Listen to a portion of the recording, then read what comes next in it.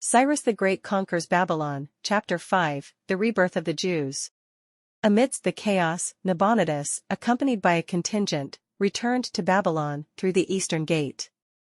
Due to uncertainty about whether the Persian flanking unit was a small, diversionary squad aiming to distract attention, the forces brought back by the king were quite limited. After facing a fierce onslaught from the main Persian army, the group sought refuge in the palace for a determined defense. At this moment, the dissatisfied Babylonian priestly class, who harbored grievances against the king, continued to play a crucial role. They offered their own temple of Marduk, subsequently opening the palace gates from within. The Persians flooded in, swiftly clearing the king's entourage and guards who were fiercely resisting. Nabonidus' son, Belshazzar, was killed, and the king himself was captured.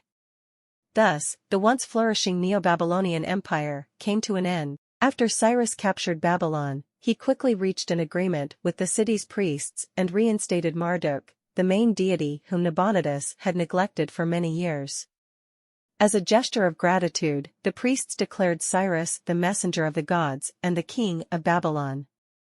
The process of restoring the city's functions commenced, starting with the repair of the walls and gates damaged during the Persian attack.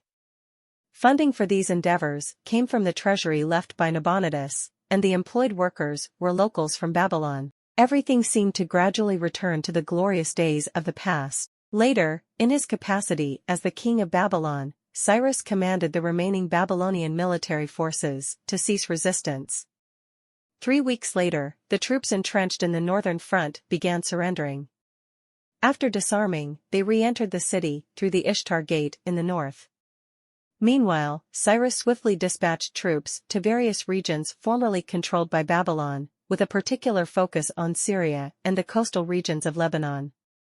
As these cities surrendered one after another, Cyrus started assigning troops from different ethnicities to garrison these areas. The Jewish population within Babylon began to catch his attention. For the Jewish people, Cyrus's conquest and rule were akin to a divine proclamation.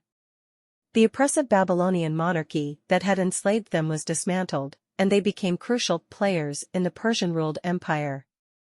Cyrus liberated them from captivity, allowing them to return to their homeland and settle once again. Under the new imperial decree, these Jewish individuals began the reconstruction of the Holy Temple and Jerusalem. They, in turn, gained control over the sacred land, suppressing the descendants of the local Jewish population. This rebuilt Jewish kingdom became a loyal ally to the Persian Empire during its rule. They held Cyrus in high esteem, considering him a savior. Simultaneously, they provided considerable support to the Persian presence in Egypt.